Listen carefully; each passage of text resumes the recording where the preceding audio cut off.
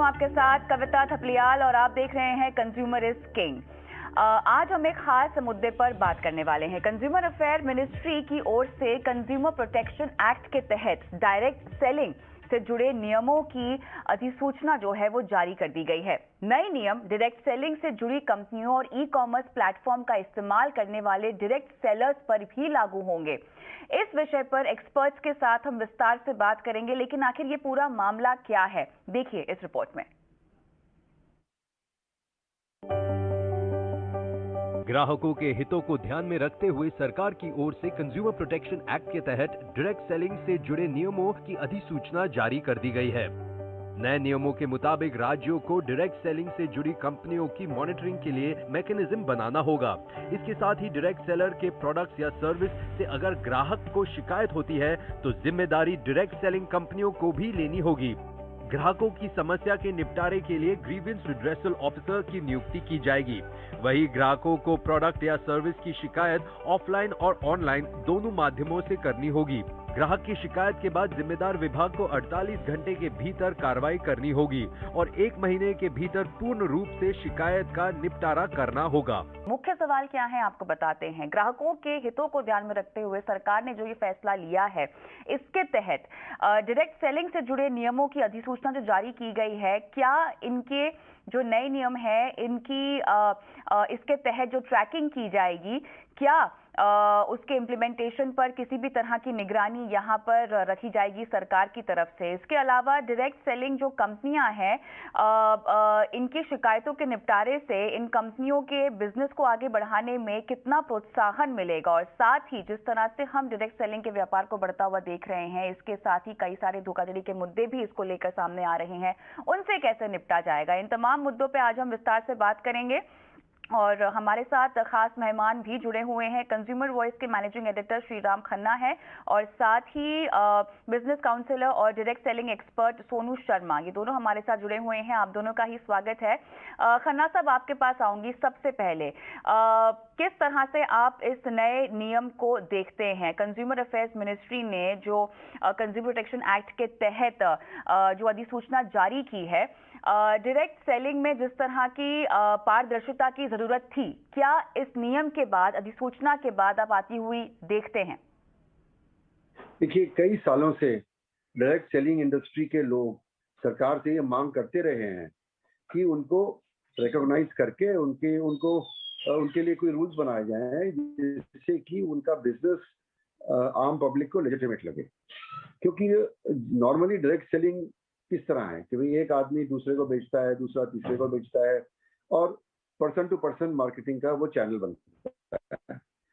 और ये जो शोरूम्स और होलसेलर और रिटेलर के चैनल के को अवॉइड करते हैं, तो ये इसमें पता नहीं लगता कि कौन आदमी किसके बिहाफ पे काम कर रहा है, और इसको शक की दृष्टि से भी देखा जाता है कुछ देशों में।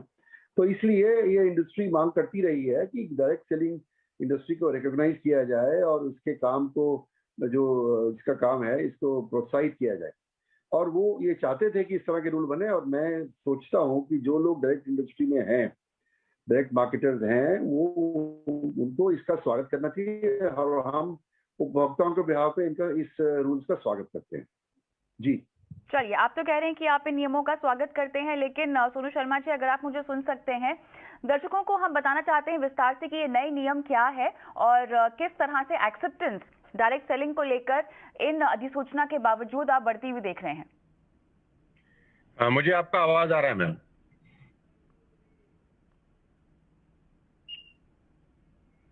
Am I audible to all of you? जी, आपकी आवाज आ रही है हमें। मैं आपसे ये पूछना चाह रही थी कि जो नए नियम अधिसूचना के तहत जारी किए गए हैं, उन पर अगर विस्तार से आप बात कर सकें तो। ऑलरेडी ये पेंडिंग है, बहुत सालों से we all are waiting for that, और बहुत खुशी है मुझे आज, और ये सितंबर में भी इसका नोटिफिकेशन आया था और हम ड्यू था इसको, ये 1-2 महीने में आएगा ही आएगा।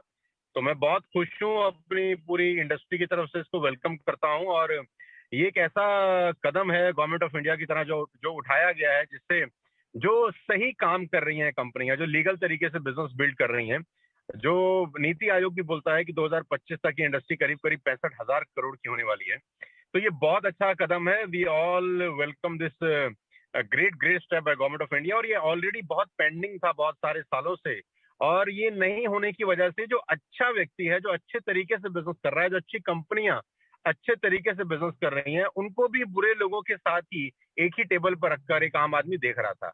अब जैसे ये रूल्स नोटिफिकेशन आए हैं, रूल्स के फॉर्म में कन्वर्ट हो जाएंगे, तो ये बहुत अच्छा स्टेप है और सारी अच्छी कंपनियों को उसको वेलकम करना चाहिए। लेकिन ये नए नियम क्या है? मेरा सवाल दरअसल आपसे ये था। बहरहाल आप खन्ना साहब, आप अगर विस्तार से नए नियम समझा सकें ताकि दर्शकों को भी पता हो कि डायरेक्ट सेलिंग को लेकर जिस अधिसूचना की हम बात कर रहे हैं, इसमें राज्यों के लिए क्या आदेश दिए गए हैं? ये रूल्स हैं जो कि कंज्यूमर प्रोटेक्शन एक्ट 2019 के तहत बनाए गए हैं और इसमें जो प्रिस्क्रिप्शंस हैं, जो भी डायरेक्ट सेलिंग कंपनी होगी जो इसकी परिभाषा में आती है, उसको ये मापदंड जो है वो क्रियान्वित करने पड़ेंगे कि क्या क्या वो कर सकते हैं, क्या क्या नहीं कर सकते हैं। जैसे कि उनको अपने जो ऑफिस है उसका एक चिन्ह देना पड़ेगा कि उनका जो हेड ऑफिस है, जो मेन प्लेस ऑफ बिजनेस है, वो क्या है, ताकि कोई उनसे कांटेक्ट करना चाहे तो वो कर सके। अगर वेबसाइट के माध्यम से वो अपने डायरेक्ट सेलर्स को सपोर्ट करते हैं तो उसके उसमें क्या क्या होना चाहिए, क्या नहीं होना चाहिए, उसके बारे में व्याख्या की गई है।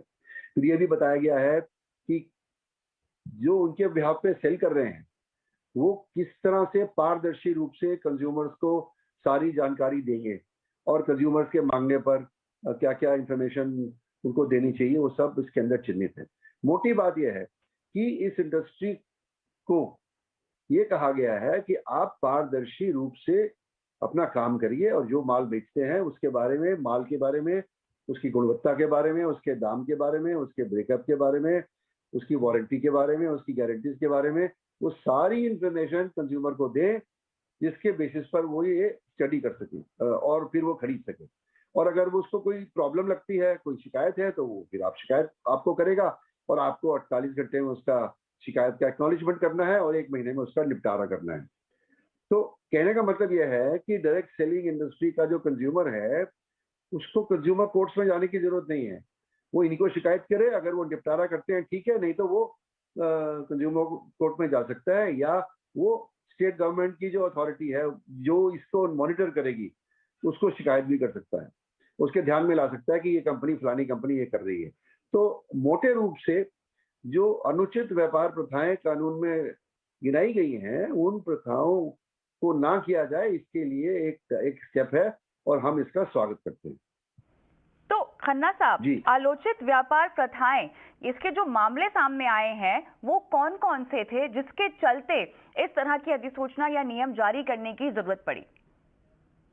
देखिए, अनफेयर ट्रेड प्रैक्टिसेस या अनुचित व्यापार प्रथाएं जो है वो कानून में परिभाषित है, कंज्यूमर प्रोटेक्शन एक्ट में, और वो हर बिजनेसमैन पे लागू होती है हिंदुस्तान में, और अब से नहीं, 1986 से लागू होती हैं। और उससे पहले 1984 में एमआरटीवी एक्ट में उसको डाला गया था, सच्चर कमेटी के रिकमेंडेशन के अनुरूप। तो अगर आप कोई कंपनी किसी ग्राहक को किसी भी रूप में गुमराह करती है, प्रोडक्ट की गुणवत्ता के बारे में, सर्विस की गुणवत्ता के बारे में, उसकी एफिशिएंसी के बारे में, उसकी लाइफ, अपना कितनी लाइफ है उसके बारे में, उसकी क्वालिटी के बारे में, उसके कैरेक्टरिस्टिक के बारे में कोई भी चीज गलत साबित होती है कि आप कह रहे हो जी ये लाल रंग है और आपने भेज दिया नीला, तो वो भी भ्रामक माना जाएगा। हर तरह की भ्रम को ये अटैक करती है और यदि कोई भ्रम को में डाल के कंज्यूमर को डायरेक्ट सेलर बेचता है तो वो जो सेल है वो कंज्यूमर शिकायत करके अपने पैसे वापस कर सकता है, और अगर उसको बाल पसंद नहीं है तो उनको वापस भी लेना पड़ेगा। तो ये एक तरह का इस तरह के रेगुलेशंस हैं जिससे कि अगर ग्राहक खुश तो सब खुश, और ग्राहक शिकायत करेगा तो उसकी शिकायत की भरपाई इनको करनी पड़ेगी। तो हम इस रूल्स का स्वागत करते हैं और ये इस इंडस्ट्री को और इसके बीच से जो रिलेशनशिप्स है उनको अच्छा बनाएंगे, ऐसा मेरा मानना है। तो किस तरह की शिकायत के लिए किस तरह से भरपाई होगी, इस पर हम बाद में आते हैं। लेकिन सोनू शर्मा जी, आपसे मेरा सवाल यहाँ पर यह है कि कंपनियों कहा गया है कि वो एक मॉनिटरिंग मैकेनिज्म को कंपनी में स्थापित करे। ये किस तरह के मैकेनिज्म की बात हो रही है? किस तरह से इसको स्थापित किया जाएगा? इसकी ट्रैकिंग कैसे की जाएगी? कंपनी के लेवल पर अगर मैं समझना चाहूँ तो जिम्मेदारी इस अधिसूचना के बाद कितनी बढ़ गई है ताकि पारदर्शिता मेंटेन की जाए? ये बेसिकली मैं आपको बताना चाहता हूँ प्रॉब्लम है क्या। प्रॉब्लम ये है मैम कि जितने भी लोग डायरेक्ट सेलिंग के नाम पर मनी सर्कुलेशन चला रहे हैं, ये एक्ट बेसिकली उन पे लागू होता है। बहुत सारे लोग डायरेक्ट सेलिंग के नाम पर मनी सर्कुलेशन प्रोसेस चलाते हैं। 1 रुपए का जो प्रोडक्ट है उसका कॉस्ट, उसका एमआरपी, उसका रेट इतना ज्यादा डिमांड किया जाता है लोगों से, और वही बीच का पैसा लोगों में रोटेट किया जाता है। प्रॉब्लम यहाँ से शुरू हुआ। दूसरा प्रॉब्लम सबसे बड़ा उसके अंदर ये है कि रिक्रूटमेंट बेस्ड जो इंसेंटिव दिए जाते हैं कंपनीज के द्वारा, उसको रोका जाए। रिक्रूटमेंट बेस्ड रीबाइंग का प्रोसेस बहुत सारी कंपनीज में नहीं है, सिर्फ रिक्रूटमेंट बेस्ड पैसा दिया जा रहा है, जो मनी सर्कुलेशन एक्ट के अंदर भी इलीगल है। तो अभी इस लॉ के क्या कहते हैं फ्लोर पे आ जाने से बहुत सारी कंपनियां जो सिर्फ और सिर्फ मनी सर्कुलेशन चला रही है नेटवर्क मार्केटिंग के नाम पर, उन सब पे शिकंजा कसा जाएगा, और सही कंपनी जो काम कर रही हैं उनको बहुत अच्छा काम करने का मौका मिलेगा। अभी मैं इसमें एक बात और ऐड कर देना चाहता हूं कि जितनी भी कंपनीज पिछले 4 से 5 साल के अंदर रजिस्टर्ड हुई हैं, उसमें बहुत सारी कंपनी ऐसी हैं जो सिर्फ और सिर्फ मनी सर्कुलेशन कर रही हैं डायरेक्ट सेलिंग के नाम पर, और इसकी वजह से कस्टमर का बेहद नुकसान हो रहा है, और एक कस्टमर को भ्रम की स्थिति बनी रहती है कि इतना पाक साफ बिजनेस, इतना शानदार बिजनेस को वो एक शक की नजर से देखना आता है, क्योंकि 10 अच्छी कंपनी रहती हैं और उसमें से एक बेईमान निकल जाती है, तो बाकी सब लोग 9 को भी बेकार तरीके से देखना शुरू कर देते हैं। तो ये बहुत स्वागत योग्य एफर्ट है, और इसका जैसा कि सर बता रहे थे कि इसका इंतजार बहुत बहुत सारे सालों से था, और we are very thankful to the government of India कि ये फ्लोर पर आ गया है फंड। तो सोनू शर्मा जी, ये जो बिजनेस है ये कितना बड़ा है? और आपने यहाँ पे जिक्र किया पिरामिड और मनी सर्कुलेशन स्कीम्स का, जो कि डायरेक्ट सेलिंग कंपनीज कुछ चला भी रही थी। अब इस अधिसूचना के बाद इस तरह की चीज़ों पर, इन तरह के मामलों पर किस हद तक रोक लगेगी? इंडस्ट्री के विस्तार को लेकर ये कितना बड़ा कदम है? अभी फिलहाल अगर हम देखें तो मार्केट कैप के लिहाज से इन कंपनीज का कितना प्रपोर्शन है, और कितनी जरूरत थी इस तरह की अधिसूचना की, ताकि ग्राहकों को यह समझ में आए कि उनकी हितों का ख्याल रखने के लिए कोई ना कोई है, एक बॉडी है जो जिम्मेदारी लेती है, और आप अपनी शिकायत भी उन तक पहुंचा सकते हैं। मैम, सबसे पहले तो मैं आपके दर्शकों को और सब लोगों को बताना चाहता हूं कि पूरे हिंदुस्तान में डायरेक्ट सेलिंग जो अच्छी कंपनी है, जो सही कंपनीज कर रही हैं, एकमात्र ऐसा बिजनेस है जिसमें 100% वाइट की ट्रांजैक्शन होती हैं। आपको जान के बहुत हैरानी होगी, और कस्टमर को मैं बताना चाहूंगा, जितने भी कंज्यूमर्स हैं, कि जो सही कंपनीज हैं उसमें कोई भी बिलिंग, कोई भी प्रोडक्ट अगर सेल किया जाता है तो उसके ऊपर प्रॉपर बिल कटता है। आप कैश ट्रांजैक्शन नहीं कर सकते हैं, नंबर 1। नंबर 2, उसके ऊपर जीएसटी एप्लीकेबल होता है, जो गवर्नमेंट ऑफ इंडिया को कंपनीज डिपॉजिट करती हैं पर मंथ। नंबर 3, आपको जो भी कमीशन आता है वो टीडीएस करके, टैक्स कट के ही आता है। ये एकमात्र ऐसा प्रोफेशन है पूरे हिंदुस्तान के अंदर जहां 100% ट्रांसपेरेंसी होती है और लीगल सिस्टम अपनाया जाता है। आज ये करीब करीब 15,000 से 20,000 करोड़ रुपए का इंडस्ट्री है। नीति आयोग का खुद का ये मानना है, केपीएमजी का खुद का ये रिपोर्ट है कि अगर ये इंडस्ट्री सही रही तो 2025 तक करीब करीब 65 से 70 हजार करोड़ रुपए की इंडस्ट्री है, जहां एक आम भारतीय को रोजगार मिलने की अपार संभावनाएं हैं। आज हिंदुस्तान में आपको पता है कोविड-19 के कारण बहुत सारे लोगों को नौकरी की समस्या है, अनएम्प्लॉयमेंट अपने चरम सीमा पर है। ये एकमात्र ऐसी इंडस्ट्री है जो लोगों को अनएम्प्लॉयमेंट से मुक्त, जो प्रॉब्लम फेस कर रहे हैं लोग बाग, उनको एम्प्लॉयमेंट प्रोवाइड करा सकती है बनस्पत। इस पे आज ये जो नोटिफिकेशन आया है, ये ठीक तरीके से अगर लागू हो जाए, क्योंकि ठीक तरीके से लागू होना बहुत जरूरी है। कानून तो हिंदुस्तान में बहुत सारे हैं, अगर वो इम्प्लीमेंट ठीक तरीके से हो जाए तो मैं आपको बता सकता हूं कि 2025 में ये एकमात्र ऐसा उद्योग है जो बहुत सारे लोगों को, हजारों लाखों नहीं करोड़ों लोगों को एम्प्लॉयमेंट प्रोवाइड करा सकता है। बिल्कुल सही कहा आपने। जहाँ तक एम्प्लॉयमेंटेबिलिटी की बात है तो लगभग 7 मिलियन से ज़्यादा लोग हैं जिनको रोजगार मिल रहा है इस इंडस्ट्री के जरिए। और उसमें भी खास बात यहाँ पर यह है, उल्लेखनीय बात यहाँ पर यह है कि 50% से ज़्यादा तो इसमें महिलाएं हैं। और जिन अधिसूचना नियमों की हम बात कर रहे हैं, और इन कंपनियों को लगभग 90 दिनों में जो है इनकी इम्प्लीमेंटेशन और इन नियमों को कंप्लाई भी करना होगा। तो खन्ना साहब, सवाल अब यहाँ पर ये उठता है कि हम डायरेक्ट सेलिंग की जब बात करते हैं तो बहुत सारे अंतर्राष्ट्रीय ब्रांड्स का नाम यहाँ पर आता है।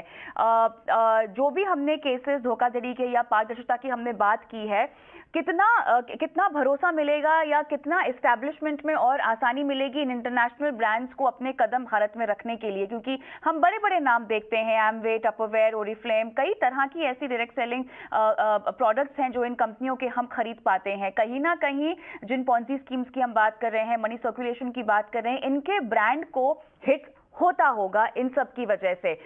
अब ये ब्रांड्स किस तरह से स्टैंड आउट करेंगे? देखिए, जो मनी सर्कुलेशन स्कीम है वो इन इन रूल्स में कवर नहीं होते। तो कोई मनी सर्कुलेशन स्कीम अपने आप को डायरेक्ट सेलर कह के अपना काम नहीं कर सकता।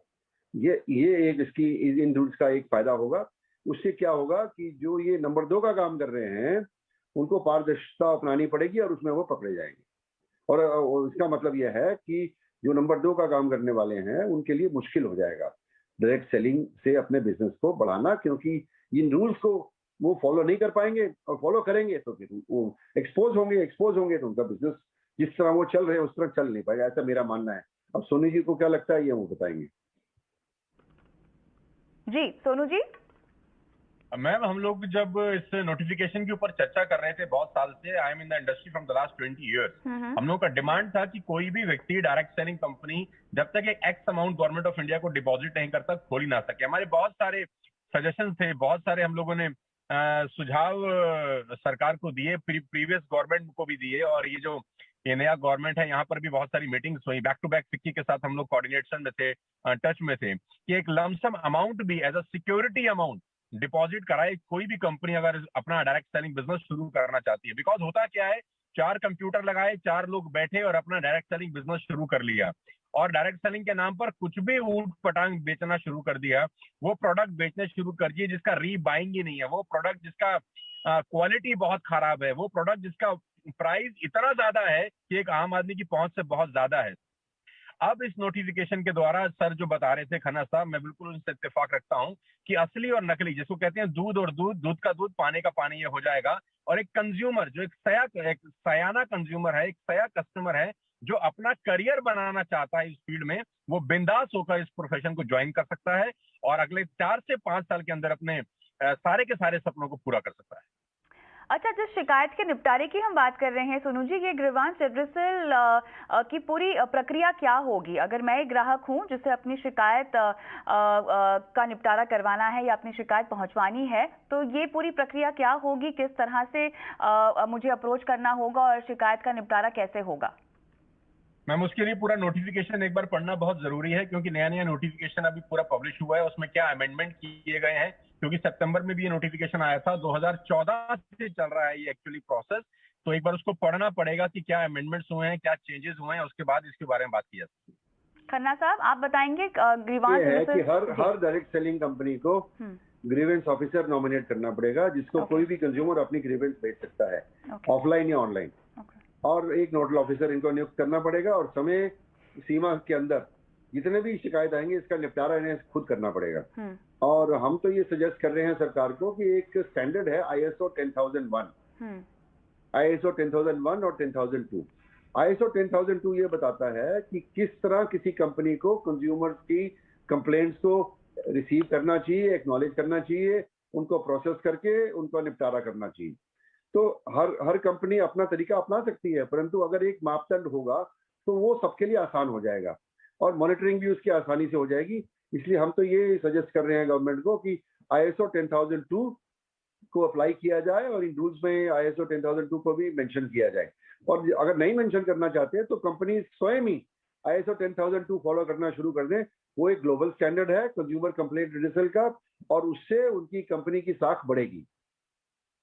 जी, कहीं ना कहीं अगर हमें इस कारोबार को आगे बढ़ाना है सोनू जी, तो इस तरह के नोटिफिकेशंस के अलावा इनोवेशन की भी तो जरूरत होगी इसको आगे बढ़ाने के लिए, क्योंकि देखिए आज का जो मार्केट है वो काफी बड़ा है। केवल डायरेक्ट सेलिंग तो एक जरिया नहीं है जहां से लोग खरीदारी कर रहे हैं, ई कॉमर्स है, ऑनलाइन की दुनिया बहुत ज्यादा बड़ी हो गई है, गहरी होती भी जा रही है। कहीं ना कहीं ये कंपटीशन तो है ही, किस तरह के इनोवेशंस की जरूरत है। इनोवेशंस आएंगे तो वहां पर एक ग्राहक की सुरक्षा का भी सवाल आएगा और कारोबार में पारदर्शिता का भी सवाल आएगा, तो कैसे आगे बढ़ा जाए? पहले तो मैडम मैं आपको ये बता दूं कि जो डायरेक्ट सेलिंग के थ्रू प्रोडक्ट का खरीद फरोख्त होता है और सेल परचेज होता है, और जो दूसरा माध्यम है प्रोडक्ट को सेल और परचेज करने का, दोनों में जमीन और आसमान का फर्क है। पहली बात तो जितना भाई अच्छा डायरेक्ट सेलिंग कंपनी है, मैं नाम यहाँ पर नहीं लेना चाहूंगा, ABCDEF जो भी कंपनीज हैं, जो अच्छे तरीके से डायरेक्ट सेलिंग करती हैं और जिनमें रीबाइंग होती है। रीबाइंग का मेरा मतलब बड़ा सीधा सा है कि एक ही प्रोडक्ट को बार बार बेचा जाता है और खरीदा जाता है, एक ही कस्टमर एक ही प्रोडक्ट को बार बार बाय करता है। तो इनोवेशन इसलिए भी बढ़ जाता है क्योंकि कंपनी तभी ही बड़ी होती है जब एक ही कस्टमर उसी प्रोडक्ट को बार बार खरीदता है, और बार बार तभी खरीदेगा जब उसका क्वालिटी, उसका वैल्यू और उसका प्राइस उसको माफिक लगेगा बाजार के मुताबिक। तो ये बहुत ज्यादा जरूरी है किसी भी कंपनी के लिए कि वो इनोवेटिव रहेगी अपने प्रोडक्ट्स की क्वालिटी में, क्योंकि उसका प्रोडक्ट अगर बार बार बिकेगा नहीं तो कंपनी का टर्नओवर बढ़ेगा नहीं। क्योंकि यहाँ पर असली और नकली का भेद मालूम चलेगा, क्योंकि जो नकली कंपनी रहती है वो रिक्रूटमेंट पे पैसा देती है। आपने किसी एक व्यक्ति को रिक्रूट किया and you will earn 10,000 rupees और 5,000 रुपीज, उसके बाद वो बाइंग करे कि ना करे किसी को कोई मतलब नहीं रहता। लेकिन जो जेन्युइन डायरेक्ट सेलिंग कंपनी है वो रिक्रूटमेंट पे पैसा नहीं होता, वो रीबाइंग का जो स्ट्रक्चर है वो बहुत इंपॉर्टेंट है। इसीलिए मैं अपने प्रोग्राम्स में भी बोलता हूँ कि ये कल्टीवेशन का बिजनेस है, हंटिंग का नहीं है। जो नकली कंपनी है वो हंटिंग करती है बेसिकली। तो इनोवेशन करना पड़ेगा सारी कंपनियों को अपनी प्रोडक्ट की क्वालिटी बढ़ाने के लिए। प्राइसिंग एक बहुत बड़ा इंपॉर्टेंट रोल प्ले करता है, क्योंकि ई कॉमर्स के ऊपर आपको पता है कि टफ कंपटीशन है। तो सारी कंपनीज को अपने प्राइस के ऊपर बहुत काम करना पड़ेगा। क्वालिटी नो डाउट वैसी रखनी पड़ेगी कि एक ही कस्टमर वही प्रोडक्ट को बार बार बाय करे। अच्छा, रिक्रूटमेंट के मामले पर थोड़ा सा बात करना चाहती हूँ मैं, खन्ना साहब, अगर आप प्रकाश डाल सके। क्वालिटी ऑफ रिक्रूटमेंट यहाँ पर काफी हद तक मायने रखती है। किस तरह के स्किल सेट और एक्सपर्टीज पर तवज्जो देना चाहिए आपके मुताबिक?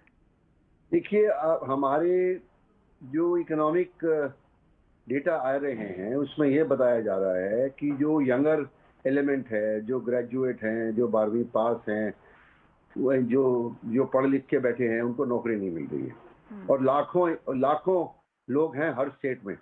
तो अनएम्प्लॉयमेंट इतनी बड़ी हुई है कि कोई भी नया एवेन्यू एम्प्लॉयमेंट का, इनमें से कई लोग ऐसे होंगे जो डायरेक्ट सेलिंग में जा सकते हैं।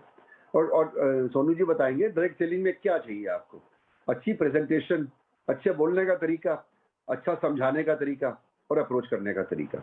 और जो आदमी ये सब गुण रखता है वो डायरेक्ट सेलिंग में जा सकता है।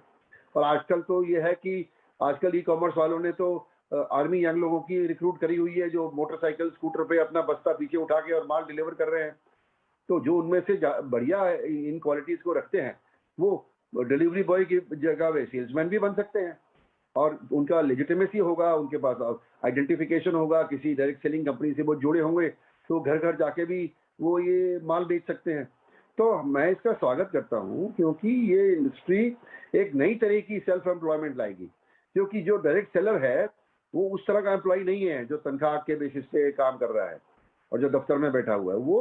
वो परफॉर्मेंस के बेसिस पे माल बेचेगा तो उसको पैसा मिलेगा, और माल बेच नहीं पाएगा तो पैसा नहीं मिलेगा। तो इसलिए ये बिजनेस को भी बढ़ाएगा और अपनी एम्प्लॉयमेंट भी जनरेट होगी, ऐसा मेरा मानना है। इसलिए मैं इसका स्वागत करता हूँ जी। महिलाओं के रोल में सोनू जी कितना और इजाफा हो सकता है? क्योंकि महिलाएं कहीं ना कहीं as an employ trust factor भी लेके आती हैं, स्पेशली अगर मैं कस्टमर पॉइंट ऑफ व्यू से देखना चाहूँ। अब जिस तरह से हम महामारी से भी गुजरे हैं, आगे चलते हुए क्या आपको लगता है कि जो प्रपोर्शन हम विमेन का देख रहे हैं इस पूरे सेक्टर में, इसमें इजाफा होगा या इस पर भी खास फोकस देना चाहिए कंपनियों को? पहले तो मैं आपको थोड़ा सा करेक्ट कर देता हूँ मैडम। जो 50% आपने पार्टिसिपेशन की बात की है, लेडीज की, महिलाओं की, वो 50% पार्टिसिपेशन हिंदुस्तान का डेटा नहीं है, वो आप ग्लोबल डेटा की बात कर रहे हैं। हिंदुस्तान में अभी ये डेटा बहुत कम है जो महिलाओं का पार्टिसिपेशन है। अब चूंकि इस नोटिफिकेशन के बाद, इस प्रोटोकॉल के बाद, इस रूल्स रेगुलेशन के बाद, इस लॉ के बाद मेरे को 100% ये श्योरिटी है कि महिलाओं की भागीदारी बढ़ेगी। क्योंकि जो 50% का डेटा आप बता रहे हैं वो ग्लोबल डेटा है, हिंदुस्तान के हिसाब से ये 50-50 का रेशियो अभी नहीं है। तो ये बहुत बड़ा मार्केट है महिलाओं के लिए। और सबसे अच्छी बात तो ये है कि वो महिलाएं अपने घर में बैठ के इस बिजनेस को बिल्ड कर सकती हैं। वो सिर्फ घर में बैठ के अपने बच्चों की परवरिश के साथ साथ अपने इन-लॉज को देख रहे, अपने हस्बैंड की सर्विस के साथ साथ अपने घर में बैठ के इस बिजनेस को बिल्ड कर सकती हैं। उनको एक कॉन्फिडेंस मिलेगा। रजत बैनर्जी जो है इंडियन डायरेक्ट सेलिंग एसोसिएशन के चेयरमैन, उनके जरिए जो स्टेटमेंट आई है, मैं वही स्टेटमेंट का जिक्र यहाँ पर कर रही हूँ, जहाँ पर उन्होंने खासतौर से लिखा हुआ है कि 50% यहाँ पर महिलाओं को लाइवलीहुड प्रोवाइड किया जाता है इस सेक्टर की वजह से, की तरफ से। मैडम वो ग्लोबल डेटा है मैडम। हिंदुस्तान में 50% और 50% का रेशियो नहीं है। I am into the field from the last 20 years. अगर मैं प्रोग्राम करता हूँ कहीं 10,000 लोगों का, तो उसमें 1,000 लेडीज होती हैं और 9,000 जेंट्स होते हैं, राइट। तो वो ग्लोबल डेटा है, वो बिल्कुल ठीक कह रहे हैं, लेकिन वो डेटा ग्लोबल है। इसीलिए मैं ये कह रहा हूं कि ये बहुत बड़ा वैक्यूम है, एक बहुत बड़ा अपॉर्चुनिटी है महिलाओं के लिए कि वो फ्रंट में आ सकती हैं और उनमें काबिलियत है। महिलाओं में मैं हमेशा से मानता हूं कि पुरुषों से ज्यादा काबिलियत होती है इस बिजनेस को बिल्ड करने की। अब वो एक सेफ सिक्योर एनवायरनमेंट में इस बिजनेस को बिल्ड कर पाएंगी इस नोटिफिकेशन के बाद। और मुझे ऐसा लगता है कि आने वाले 4-5 साल के अंदर बहुत बड़ा काम हो सकता है इस फील्ड में ड्यू टू दिस नोटिफिकेशन। चलिए, तो मेरे ख्याल से यहाँ पर एक बार फिर से ग्राहकों की सुध आई है, जिसके चलते हमने ये अधिसूचना और ये नियम जारी होते हुए देखा है। एक बार फिर से डायरेक्ट सेलिंग जो एक सेक्टर है, लगातार सवालों के सर्कल में घिरा रहता है इन टर्म्स ऑफ पारदर्शिता, और जिस भी तरह कि यहाँ पर मनी मेकिंग प्रैक्टिसेस हमने होती हुई देखी हैं पिछले दिनों, इसको लेकर कवायद एक बार फिर से शुरू होती हुई दिखाई दे रही है। उम्मीद करते हैं कि ये सेक्टर आगे बढ़ते हुए कंपटीशन को फेस करने में कामयाब रहे। बहुत बहुत शुक्रिया आप दोनों का इस खास पेशकश में शामिल होने के लिए। कंज्यूमर सिंह में आज के लिए इतना ही। मुझे भी इजाजत दें। नमस्कार।